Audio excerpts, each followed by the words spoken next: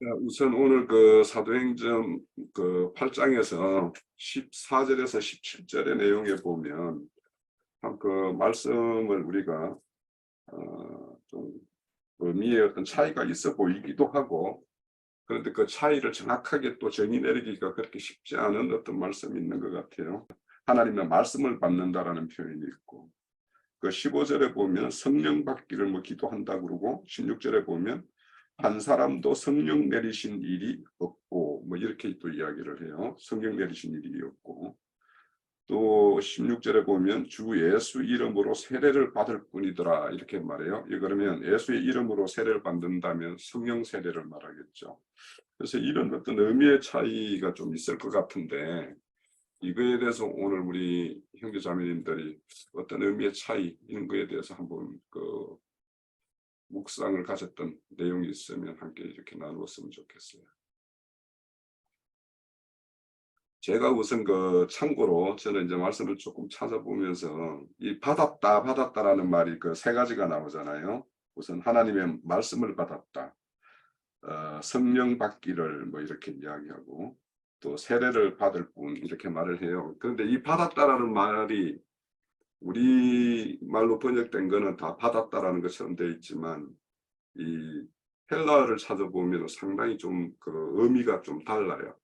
그리고 이게 수동태적인 어떤 요소가 있는가 하면 능동태적인 어떤 적극적으로 이렇게 받는 사람이 적극적으로 수용하는 것, 그러니까 취한다라고 해야 될까, 뭐 이런 어떤 의미. 그래서 그 수동태, 능동태, 한 중간태 이런 어떤 받는다라는 어떤 의미에 좀 차이가 있는 것 같다라고 저는 좀 남발을 정리해 보면서 그런 생각이 좀 들었어요. 예, 요거를 참고하시고. 예, 제가 먼저 하겠습니다. 예.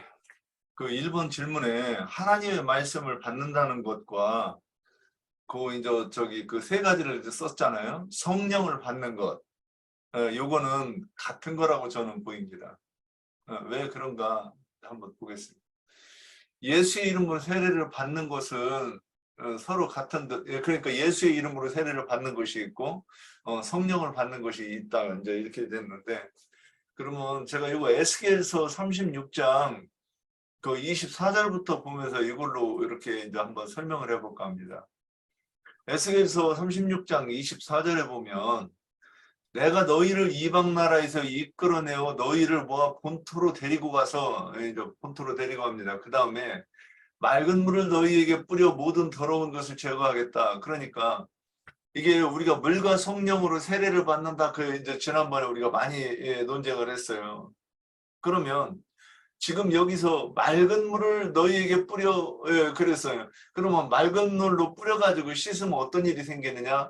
모든 더러운 것을 더러운 것을 제거하는 것이 되는 거예요. 그럼 더러운 것이 뭐냐? 우상을 숭배하는 그들의 그 정신세계를 말한다고 보여요.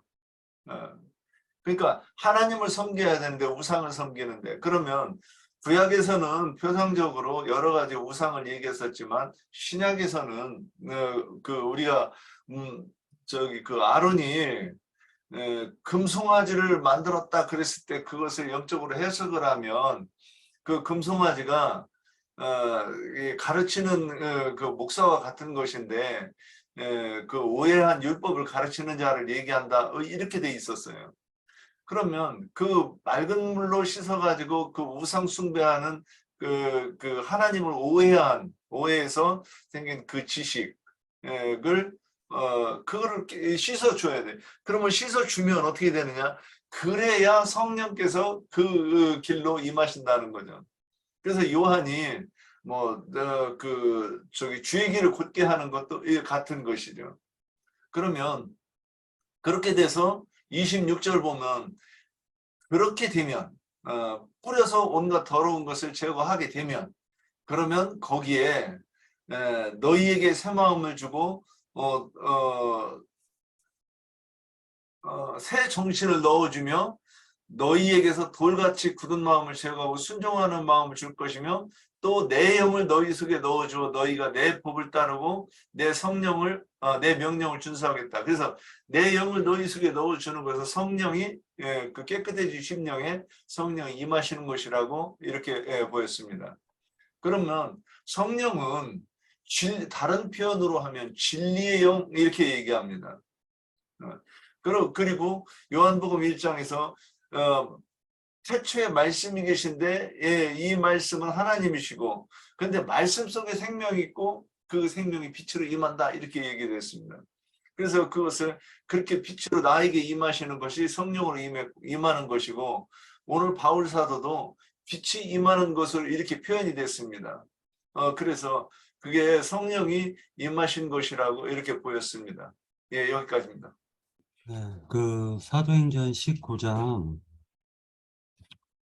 1절에서 좀 1절부터 한번 읽어보도록 하겠습니다. 아볼로가 고린도에 있을 때 바울이 윗지방으로 다녀 에베소에 와서 어떤 제자들을 만나라고 하니까 이들이 하나님의 말씀을 받기는 받았는데 이르되 너희가 믿을 때 성령을 받았느냐? 이르되 아니라 우리는 성령이 계심도 듣지 못하였노라 라고 얘기하고 있습니다. 자, 그러면은 아볼로가 고린도에서 전도에서 얻은 그 제자들이 지금 믿었는데 성령을 받지 않았다. 성령도 알지도 못했다라고 얘기를 하고 있어요. 바울이 이르되 그러면 너희가 무슨 세례를 받았느냐? 라고 하면서 성령이 계심도 듣지 못하였다라고 얘기했는데 갑자기 세례 얘기로 들어가죠. 대답하되 요한의 세례니이다. 바울이 이르되 요한이 회개의 세례를 베풀며 백성에게 말하되 내 뒤에 오시는 이를 믿으라 하였으니 이는 곧 예수라 하거늘 그들이 듣고 주 예수 이름으로 세례를 받으니 바울이 그들에게 안수하며 성령이 그들에게 임하심으로 방언도 하고 예언도 하고 예언도 하니 모두 12사람쯤 되니라 이렇게 기록되어져 있어요. 그렇다면 이 하나님의 말씀을 받는 것, 성령 받는 것, 예수 이름으로 세례 받는 것, 이게 같은 말일까 아니면은 미묘하게 차이가 있는가? 이 부분을 갖다 한번 생각해 보도록 하겠습니다. 누가복음 8장을 한번 보도록 하겠습니다. 누가복음 8장 11절이요. 씨 뿌리는 비유에 대해서 설명하고 있는데 이 비유는 이러하니라. 씨는 하나님의 말씀이요라고 얘기하고 있어요. 길가에 있다는 것은 씨가 길가에 있다는 것은 말씀을 들은 자니 이에 마귀가 가서 그들이 믿어 구원을 얻지 못하게 하려고 말씀을 그 마음에서 빼앗는 것이요. 바위 위에 있다는 것은 말씀을 들을 때 기쁨으로 받으나 뿌리가 없어 잠깐 믿다가 시련을 당할 때에 배반하는 자요. 가시떨기에 떨어졌다는 것은 말씀을 들은 자이나 지내는 중 이생의 염려와 재물과 향락의 기운이 막혀 온전히 결실하지 못하는 자예요. 좋은 땅에 있다는 것은 착하고 좋은 마음으로 말씀을 듣고 지켜 인내로 결실하는 자니라 이렇게 얘기하고 있습니다. 그렇다면은 하나님의 말씀을 받았다라는 것은 무엇일까? 씨 뿌리는 비유로 설명하자면은 하나님께서는 항상 인간들에게 빛으로 나타나시고 인간들에게 여전히 말씀을 주시고 계시나 세상으로도 보면은 법이 있지만은 그 법이 내가 그 법을 어겼을 때 그 법에 대한 저촉을 받게 돼 있어요.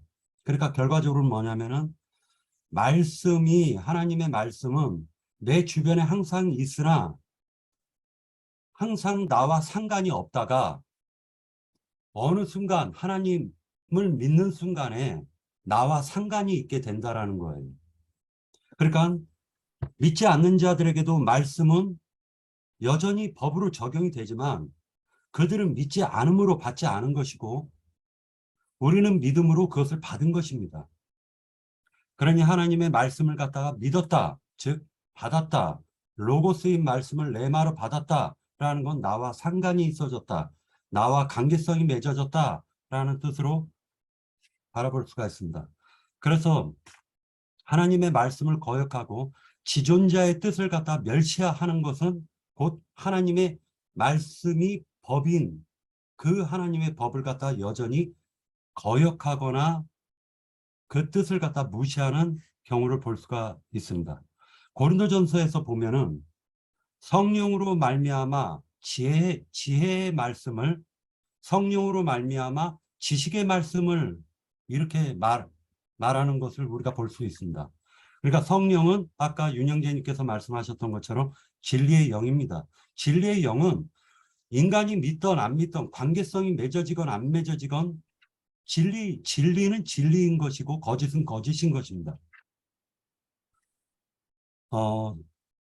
또한 이런 말씀이 있습니다. 성령으로 살면 성령으로 행할 것이니라 라고 얘기가 되어 있습니다.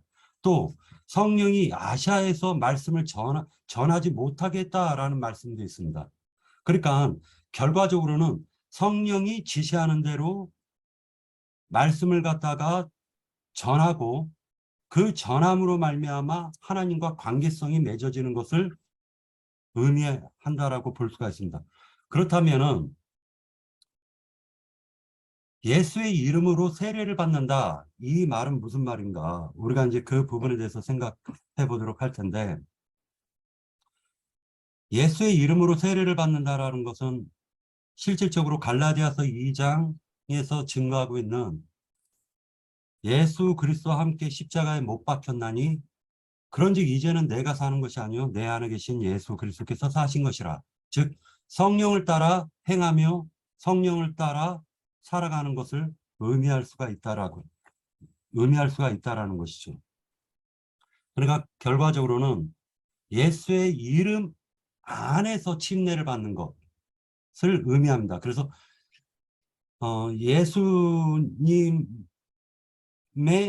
뜻과 예수님의 마음이 나의 마음과 나의 뜻과 일치가 되어졌을 때를 의미하지 않을까 이렇게 생각을 해봅니다. 예, 여기까지입니다. 제가 아까 말을 막 잘라먹고 얘기를 했네요. 그래서 아까 에스겔서에서 물로 씻어준다 그 얘기를 예수의 이름으로 세례받는 것, 그래서 다시 표현하면 증인의 전도를 받거나 또 저기 그 성령과 신부가 오라 하시는 곳에 가서 말씀을 듣는 것이 예수의 이름으로 세례를 받는 것이고, 지난번에 물과 성령으로 했을 때 물로 세례를 받는 것을 예수의 이름으로 세례를 받는다고 하는 것과 같은 의미이고, 성령을 받는 것은 그렇게 해서 깨끗해진 그 심령에 성령이 임하셔서 계시로 그 영을 밝게 해주시는 것을 말한다. 이렇게 설명하려고 했던 건데 그 부분을 뺐습니다. 예, 여기까지입니다. 우선 거기 보면 하나님의 말씀이라고 할 때는 그 로고스 말씀을 받았다라고 해요. 받았다라고 할 때 그 받는다라는 말이 받아들이다. 이게 저는 이 말 자체를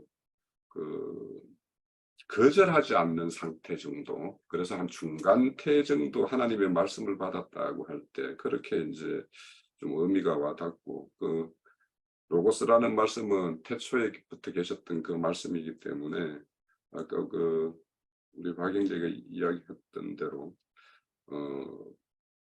어떤 믿음으로 이렇게 화합되기 이전에도 어떤 사람이라도 그 어떤 말씀의 의미를 이렇게 거절하지 않고 받아들이는. 그래서 이제 저는 이걸 보면서 어떤 생각이 드냐면, 예수님이 그 예루살렘 성에 낙이 타고 들어오셨을 때 다윗의 자손이여 또 호산나 뭐 이렇게 외쳤던 그런 자들이 진짜 예수가 참 그리스도이심을 이렇게 믿고 그렇게 따랐던 것인가?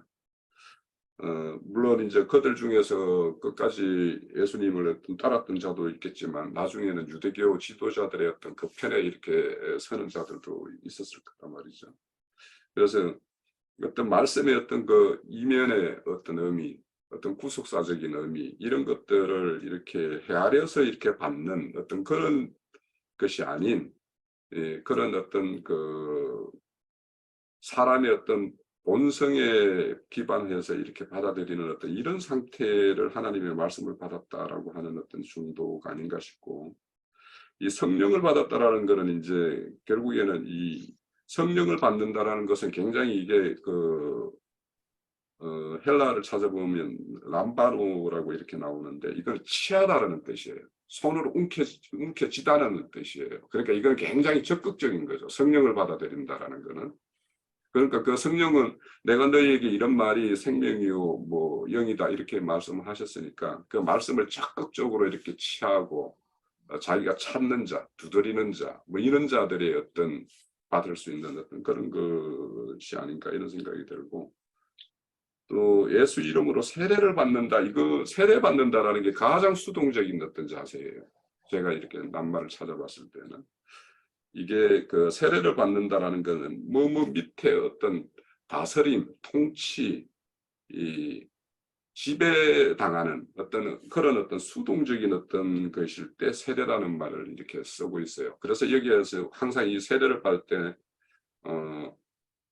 보면은 이거는 자기가 스스로 물에 잠식되어서 이렇게 들어가는 자는 없잖아요. 누군가가 물에다가 이렇게 칩을 넣는 거지.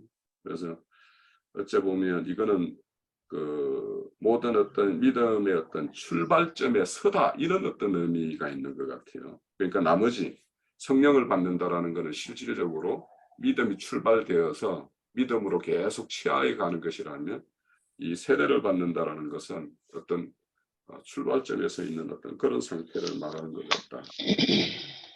저도 이 정확하게 그 말씀을 받는다라는 것, 성령을 받는다라는 것과 세례를 받는 것에 대해서 좀 우리가 명확하게 이해를 가졌으면 좋겠다라는 생각은 좀 하고 있어요. 문맥을 볼 것 같으면은, 그 말씀의 문맥을 볼 것 같으면은 하나님의 말씀을 받았다 하는 것이 제일 먼저일 것이고, 그 다음에 주 예수의 이름으로 세례를 받는 것이 그 다음일 것이고, 그리고 난 다음에 성령을 받는 것이다 하는 것이 순서적으로 된다고 봐요.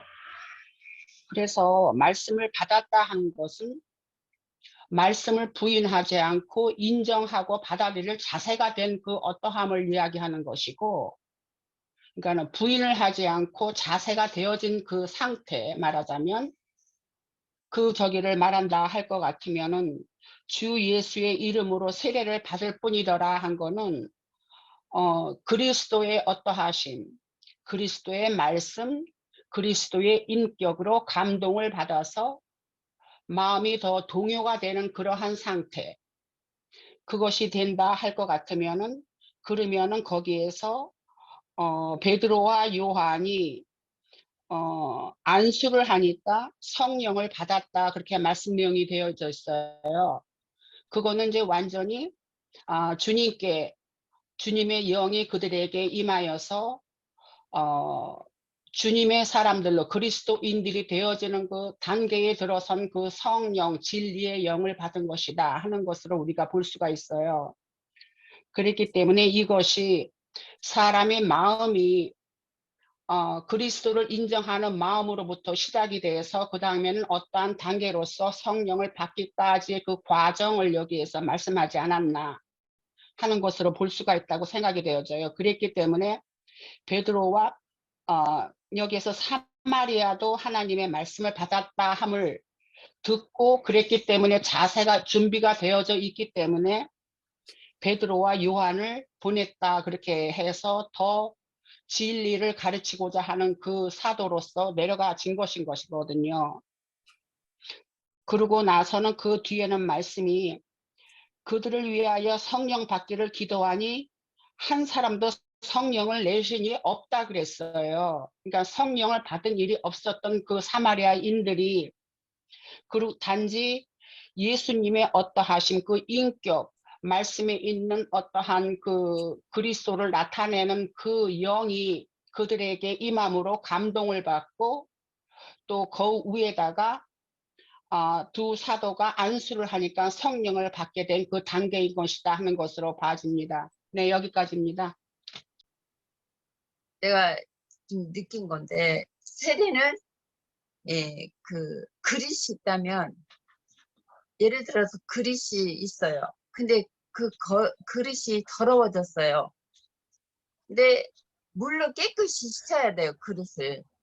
물로 깨끗이 씻으면, 씻고 나면은 거기다가 뭔가 담아야 하잖아요. 그릇에다가. 이게 성령은 그릇에다가 그 담는 것이고, 어떤 물건을 담든지 음식을 담든지 그 그릇을 깨끗이 일단은 씻어야 돼요. 더러워진 그릇이. 그거는 세례고, 이 성령이라는 것은 그 그릇에 이 물건을 이제 그 음식을 담는 그런 것을 말하고 싶은데, 일단은 씻어졌으면은 그 우리 마음 그릇에 성령을 담아야 하잖아요. 성령이 오셔서 부음이 되어야 하잖아요. 그렇게 느껴졌어요. 자, 2번 다룹니다. 자, 사도행전 9장과 사도행전 22장에 사울이 이 바울되는 과정에서의 어떤 경험했던 내용의 어떤 내용의 차이가 있어요. 이 내용의 차이에 대해서 한번 살펴보고, 또 이방인이 택한 그릇이라는 어떤 의미와 또 사울의 눈에 벗겨진 비늘에 대해서 한번 논해 봅시다.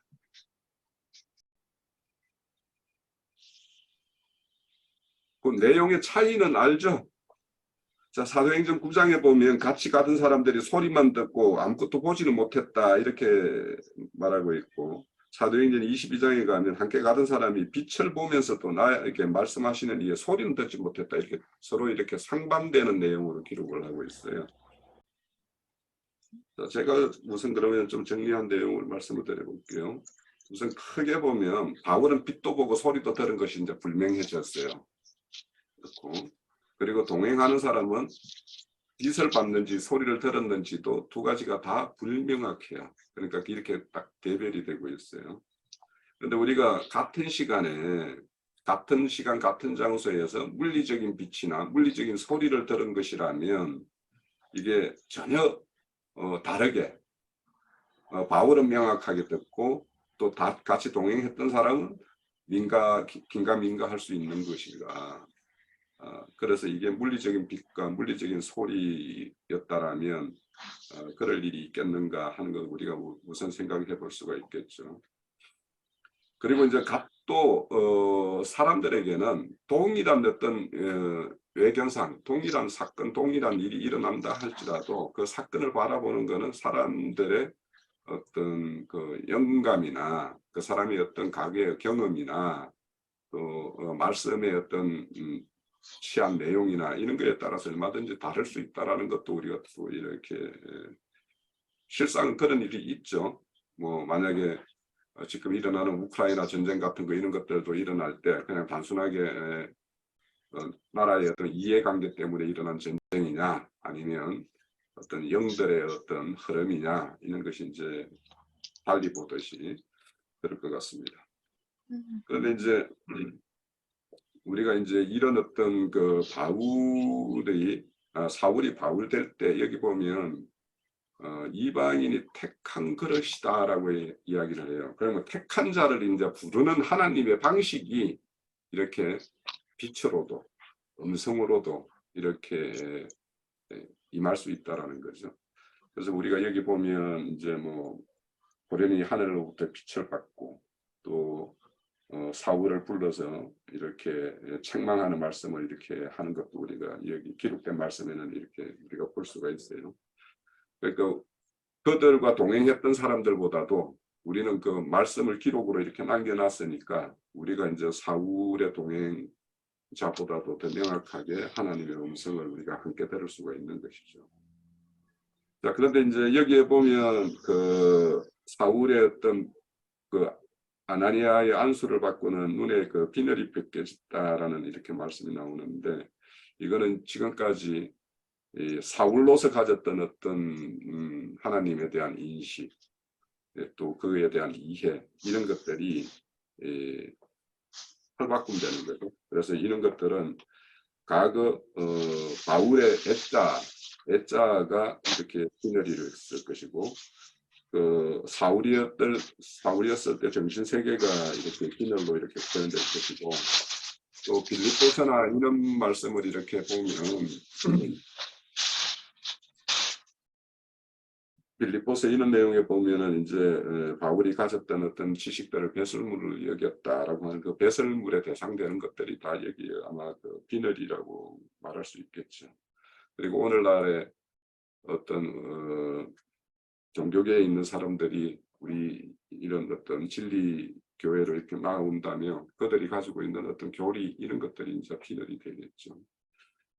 그럴 것 같고 이제 여기에 그 택한 그릇이다라고 할 때 이 택한이라는 말이 그렇게 많이 쓰이는 말은 아니에요. 우리 그 신약에 보면 한 6-7번 쓰이는 걸로 제가 이제 찾아보니까 그렇게 나오는데 이 택한다라는 거는 특별한 직책을 위해서 특별한 인물을 위해서 딱 택했다라는 거예요. 그러니까 그거는 그런 어떤 이방인의 전도를 위해서 바울은 미리 디아스포라의 어떤 그런 혈통의 후손으로 이렇게 나게 한 것, 또 자신의 어떤 그 이방인의 어떤 언어적인 어떤 그런 장벽을 미리 어려서부터 거기서 자람으로 인해서 그런 것들을 다 극복할 수 있었던 것, 이런 것들을 보면 하나님이 이런 특별한 임무를 위해서는 사람을 미리 애정하셔가지고 이렇게 길러내는 어떤 그런 모습이 아닌가 이런 생각도 들고 또 거룩이라는 것은 도구예요, 그죠? 하나님의 도구입니다. 그래서 아까 이제 자매님 말씀할 때 담는다라고 했는 담는 거룩이죠. 거룩으로 담는 기능인데 그런데 이제 담는다라는 것과 이런 도구라는 걸 이렇게 매칭을 시켜서 우리가 이 의미를 새겨본다라면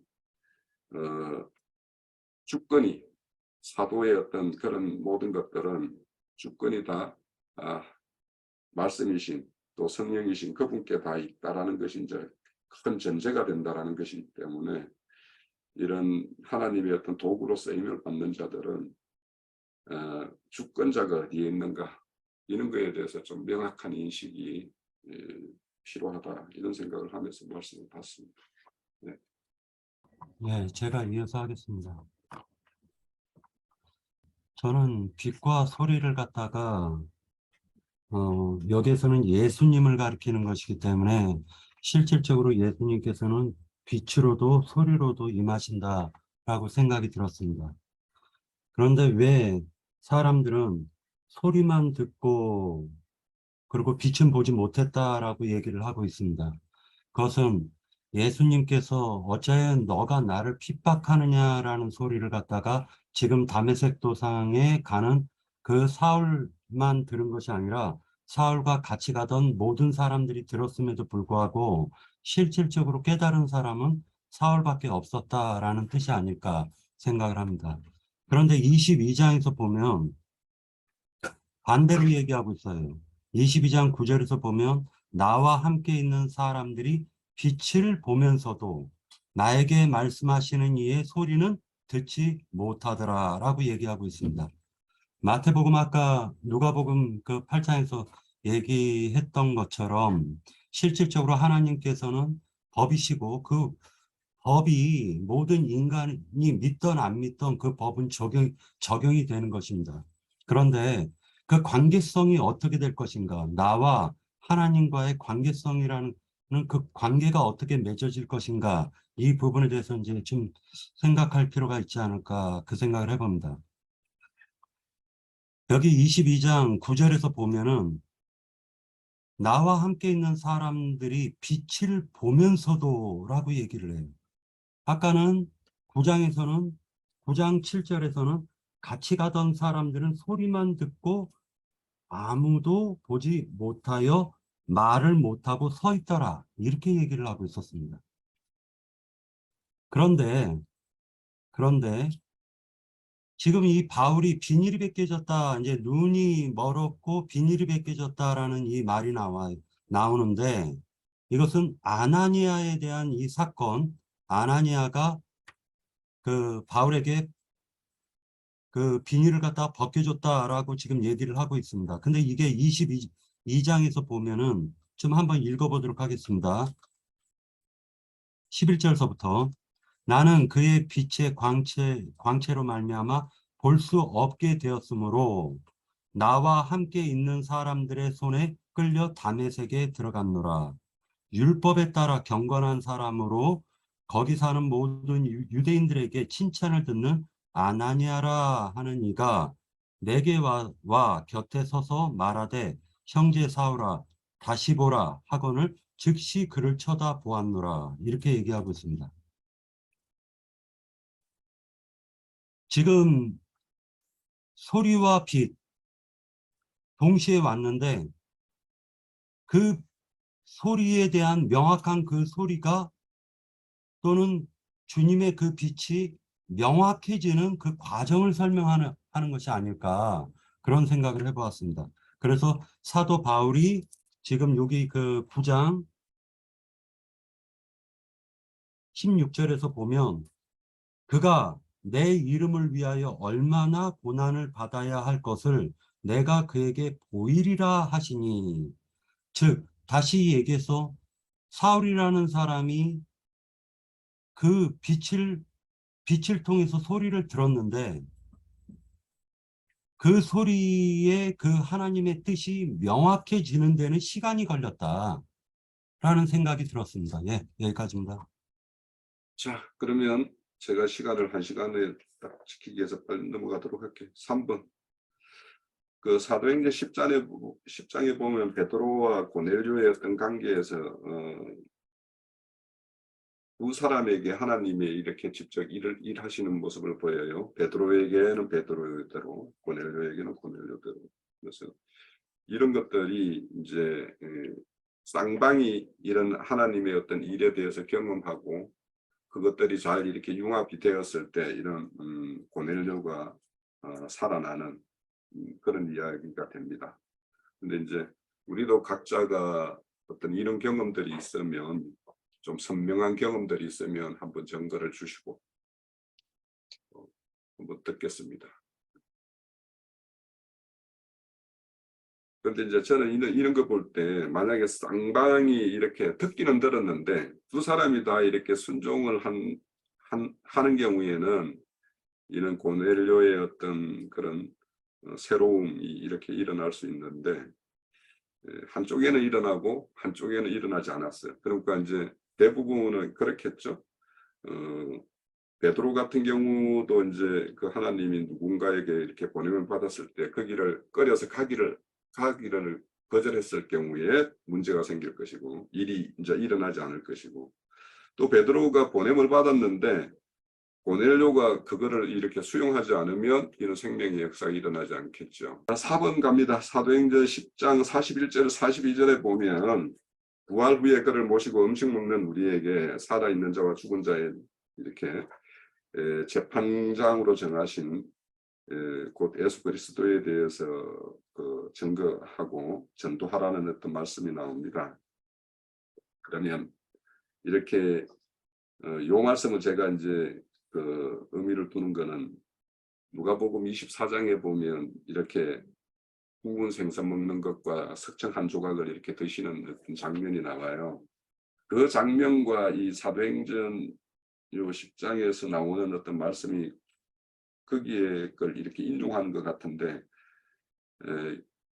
요런 어떤 내용들을 가지고 예수님이 부활하셨을 때 어떤 몸이었고 그 기록된 말씀에 보면 꼭 사람으로서 육신의 사람으로서 뭔가 음식을 취하는 것처럼 기록되어 있잖아요.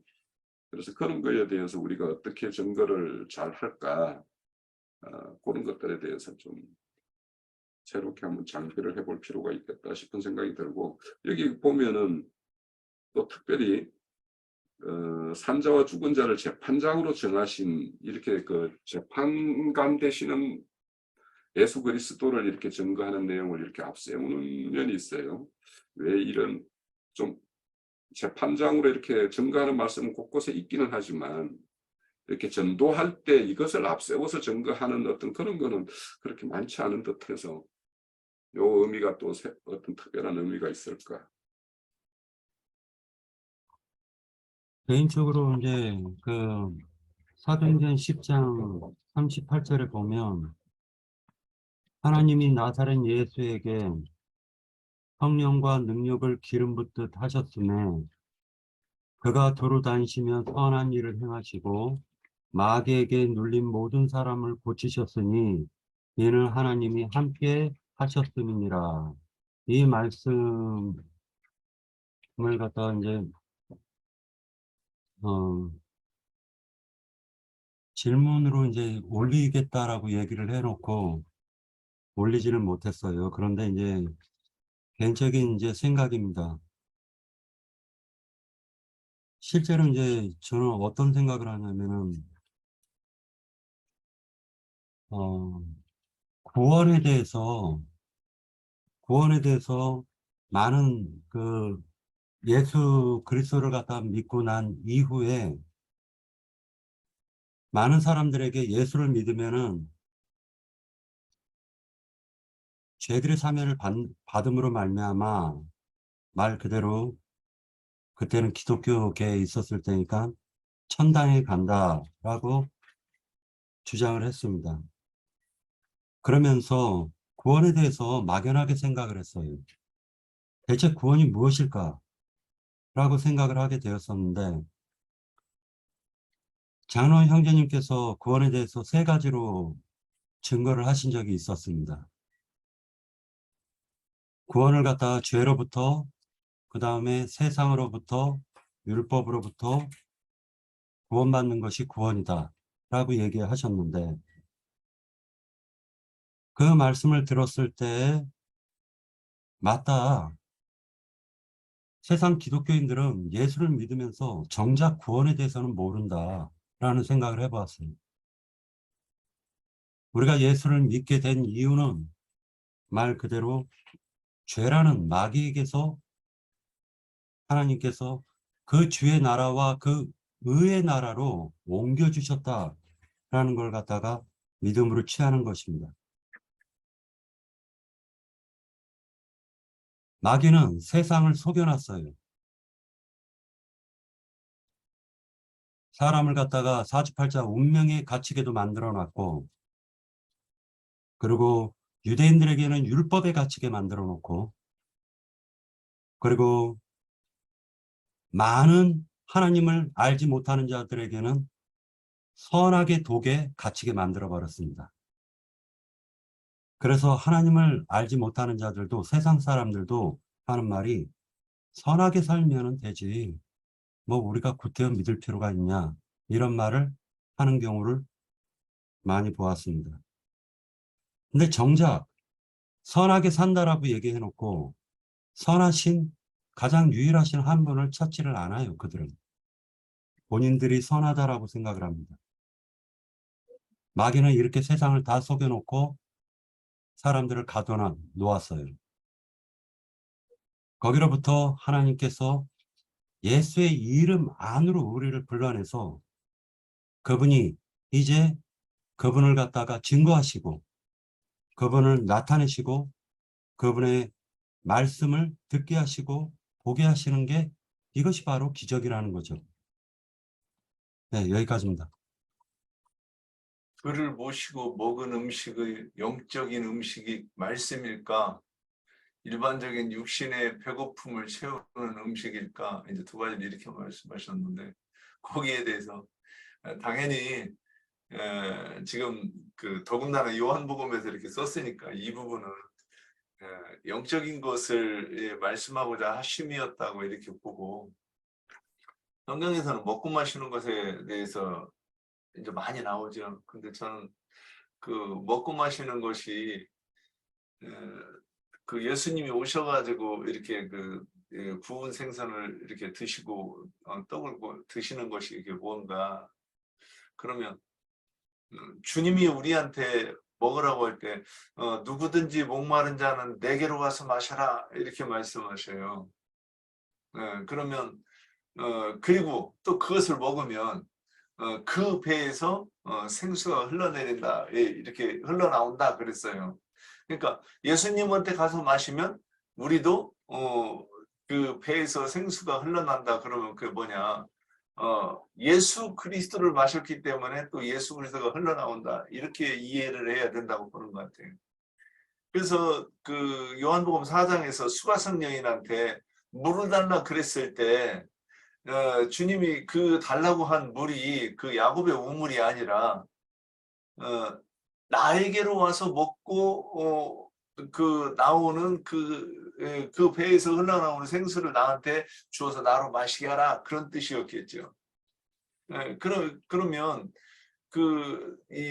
이게 이제 물로 하니까 저기 생수를 가지고 얘기하지만 그 주님의 말씀이 또 그 주님의 살이고 그걸 떡이라고 이렇게 표현돼 있으니까, 그러면 여기서 떡을 먹는다 그랬을 때는 제자들이 이 지금까지 주님에게서 공급받은 그 말씀을 다시 또 그 제자들이 그 증거하는 그 말씀이 그 주님의 살이여야 된다, 이렇게 얘기하는 것 같아요. 그런데 그 잠언의 25장 13절에 보면 충성스러운 사절은 그를 보낸 사람에게 무더운 한여름의 시원한 냉수 같아서 자기의 상관의 마음을 시원하게 한다. 그래서 근데 주님께서 우리와 함께 거하시면서 이제 우리 속에 그 그리스도의 영으로서 우리 속에 계신데 어떤 때는 너무 답답하실 것 같아요. 왜 그러냐면 내가 하고 싶은 말을 시원하게 해줘야 되는데 못 해줘요.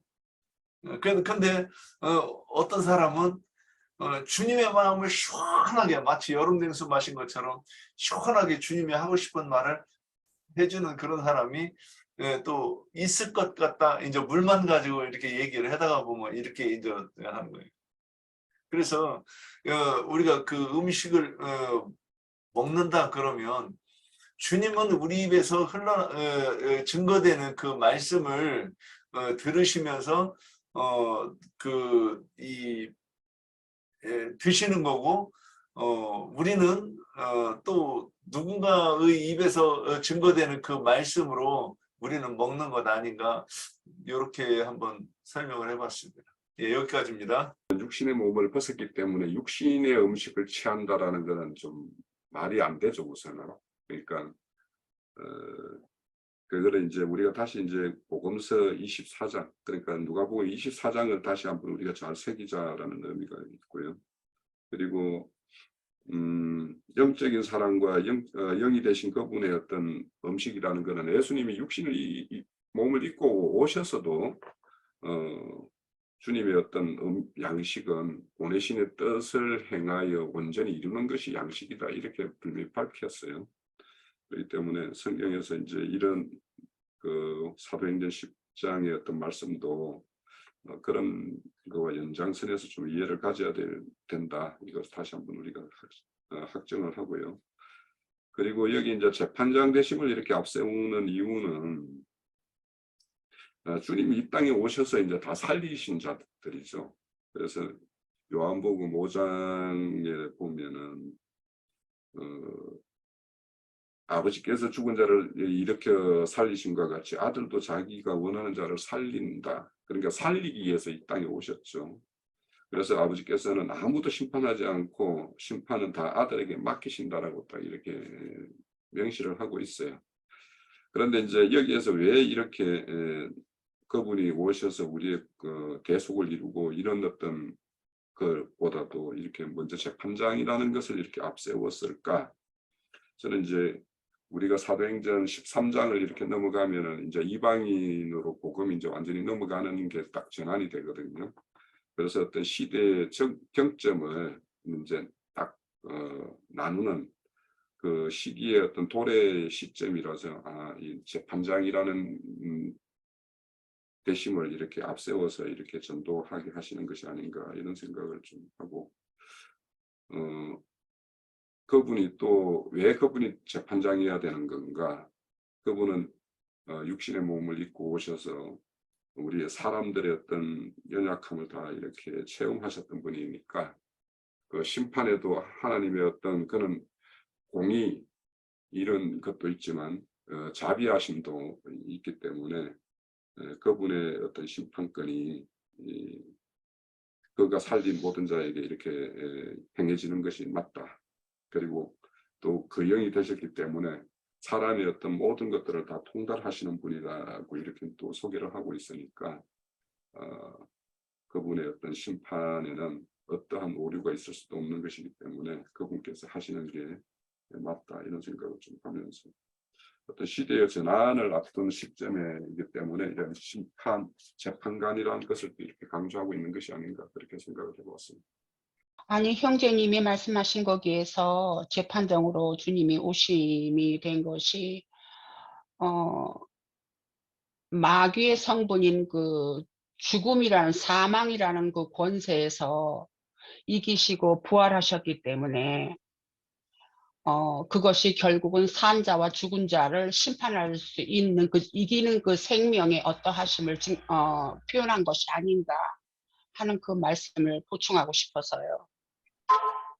그러니까는 모든 그 죽음이라는 그 사망이라는 것을 초월하시고 거기서 부활을 하셨잖아요. 그래서 그 이기는 생명으로서 그 어떠하심이 산자와 죽은 자를 다 심판할 수 있는 그 권한을 부여받으신 것이 아니신가 하는 생각을 해봤습니다. 그래서 그것이 보충하고 싶어서요. 예, 저는 거기에 더하면 너는 죽은 자, 너는 산 자로 이렇게 그 판단하신다는 말씀인데 그 누가 산 자인지 죽은 자인지는 주님이 판단하시는 게 맞죠. 그래서 주님과 같은 길을 걷고 또 주님과 같은 말을 하면 그게 산 자일 것이고 주님과 엉뚱한 소리를 자꾸 하면 제 고집대로 자꾸 말하고 내가 믿는 것이 맞다고 하면 그건 죽은 자일 것이고 주님께서 그렇게 판단하지 않으실까, 재판하지 않으실까. 저는 이런 내용이라고 이렇게 보였습니다. 저도. 예, 여기까지요. 예, 오늘 저 집회 내용이 굉장히 좋았고요. 우리 형제님들이 그 예배라고 하는 구약의 제사라고 하는 개념을 조금 여기다 첨가를 했으면 해요. 오늘처럼 또 집회를 잘 할 수 있기를 바라는 마음으로 부활하신 예수님께서 유령인 걸로 오해를 했기 때문에 나는 분명히 너희 스승이었고 너희 주님이었던 메시아다라는 것을 제자들에게 이제 확인시키기 위해서 너희 중에 무슨 먹을 것이 없느냐 그러니까 제자들이 가지고 있었던 구운 생선을 이렇게 드린 이야기가 누가복음 24장에 나왔죠. 그 구운 생선을 육신으로 오셨던 예수님께서는 제자들에게 주셨어요. 그런데 이제는 영으로 오신 주님께 제자들이 구운 생선을 드려요. 그럼 이걸 한번 이제 우리가 이제 생각을 해보는 거예요. 아, 참 예배란 무엇일까? 하나님이 받으신 하나님께서 제사장들을 통해서 제물을 받으신다. 그래서 이제 구운 생선으로 여기서는 제물을 제시가 됐는데 이것은 예수님의 인생이 구운 세상에 오셨을 때 예수님 인생이 구운 생선이었었거든요. 자신을 제자들의 생명 양식으로 주셨는데 제자들이 이제는 하나님이 받으시는 제물들이 된 거예요. 구운 생선이. 그건 전부 오늘 이제 이걸 적용을 이제 하자면 오늘 우리 형제님들이 주님께로부터 받은 것을 이렇게 교회 모임을 통해서 내놓는 거예요. 그럼 주님이 그것을 지금 받으셔요, 예배를. 그러니까 이것이 참 예배다. 사마리아 여자가 참 예배는 무엇일까가 제일 궁금했었던 사항이거든요. 기독교인들이 예배를 이렇게 해야 된다, 뭐 예배를 어떻게 하고 이런 걸 많이 얘기하지만 사실은 주님께로부터 받은 말씀을 자신의 영감과 체험을 통해서 믿음으로 화합된 것을 교회 모임에서 내놓는 거예요. 그렇게 할 때 하나님이 형제 자매님들을 통해서 예배를 받으시는 거예요. 네, 이런 개념을 꼭 가지고 이게 가장 정상적인 예배다. 그런데 내가 이제 맨 마지막에 하고 싶은 얘기를 우리 박형제가 마무리를 참 잘하네. 그것도 안 해도 그러니까 주님께서 다 알아서 하시는구나라는 걸 느꼈어요. 아브라함의 믿음이라고 하는 것은 죽은 자를 살리시는 하나님을 믿는 거였었거든요. 그런데 오늘 사도행전 이야기라는 건 앞으로도 그렇지만 모두 죽은 자를 살리는 이야기예요. 사울이 바울이 되게 한 건 사울일 땐 죽은 자였었어요. 아까 바비다가 도르가가 되는 이야기를 이렇게 했는데 이런 이야기들이 다 하나님께서 그분의 빛의 말씀을 사람에게 보내가지고 영적으로 죽은 자들을 살리는 거예요. 살아난 자들은 당연히 주님을 섬기는 예배자들이 되는 거예요. 그럼 교회 모임에서 이런 것을 증거를 해야 돼요. 우리들이 잘 증거하지 않으면 주님이 예배를 받으실 수가 없어요. 주님이 잡수실 예물이라는 것은 받은 말씀을 자신의 것으로 소화시킨 다음에 드리는 것이거든요. 구약시대의 제물이라는 것도 하나님께서 다 주신 것들이에요. 그 옥축업을 해서 주신 거나 농산물을 주신 거나 이런 모든 것들 중에서 가장 좋은 것들로 자기가 가장 감명 깊게 깨달았고 주관적으로 깨달은 거 이런 것들을 내놓는 거예요. 여럿이 교회 집회라는 건 다 조금씩 가장 좋은 것을 가지고 와서 쭉 다 진설을 해놓는 것이거든. 그럼 함께 먹는 거예요. 이런 것이 참 예배라는 개념이에요. 그리고 아까 이제 이것은 얘기가 길어졌네. 사울과 함께 다메섹으로 가던 예수 믿는 자들을 박해하는 무리가 함께 가고 있었는데 사울은 들었고 봤어요. 그런데 왜 그랬는가? 이건 주관적인 깊은 사고를 했기 때문이에요. 스데반을 죽인 사건으로부터 자기가 사람을 죽일 때 내가 길리기아도의 다소성에서 지중해 건너 예루살렘 성까지 유학을 해가지고 그 아버지가 많은 돈 들여가지고 그 율법을 공부시키려고 유학을 보낸 거잖아요. 예루살렘으로. 예루살렘에 그 당대 저명한 학자였던 가말리엘이라는 사람을 제자로 보내가지고 거기서 오늘날 말하면 신학 수업을 이수하게 시킨 거거든요. 그러니까 그는 율법에 아주 정통한 사람이었어요. 그렇게 배웠으니까. 그런데 내가 믿는 하나님, 내가 가르침 받았고 배워왔고 익히고 한 이 하나님의 말씀이라는 것이 사람 잡아다 죽이는 거, 사람 죽이는 하나님이고 죽이는 말씀을 내가 지금 이거 붙들고 있는 거 아니야라는 것을 곰곰 생각했다는 것이거든요. 주관적으로 깊이 사고를 했다는 뜻이거든요. 그러니까 빛이 오고 말씀이 들릴 수가 있는 거예요. 그런데 이게 명확하지가 않았었기 때문에 이걸 먼저 이런 것에 대해서 경륜에 대해서 즉 신이 사람에게 이게 임하는 그런 경륜을 정확하게 알고 있었던 아나니아라고 하는 주의 제자를 사울에게 보내가지고 그것을 명확하게 설명을 하게 한 거거든요. 하나님께서는. 그러니까 그때 눈에서 비늘이 딱 떨어졌다는 아 그렇구나. 그리고 자기의 관념 이런 것이 완전히 벗겨져 나가 버린 거죠. 그럼 이제 빛 가운데 완전히 나온 사람이 된 거죠.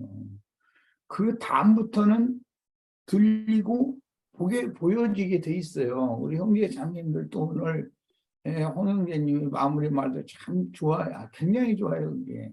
우리 형제 자매님들도 다 각자 어느 장까지 말씀을 읽겠습니다라고만 홍영재 해놓으면 한두 가지씩이라도 주관적으로 깊이 사고해보고 공부해보고 한 것 중에서도 불분명한 것이 있으면 이거 좀 내가 이렇게까지는 깨닫는데 이런 점에 대해서 명확했으면 좋겠다 하면 한두 가지 이렇게 질문으로 만들어서도 올려놓으면 홍재가 잘 정리해가지고 그걸로 집회를 매번 하겠다는 거잖아요. 우리 지체들 오늘 참 잘했어요. 꼭 그렇게 되기를 바랍니다. 예, 오늘 참 잘했습니다. 앞으로는 더 잘할 거라고 믿습니다. 예.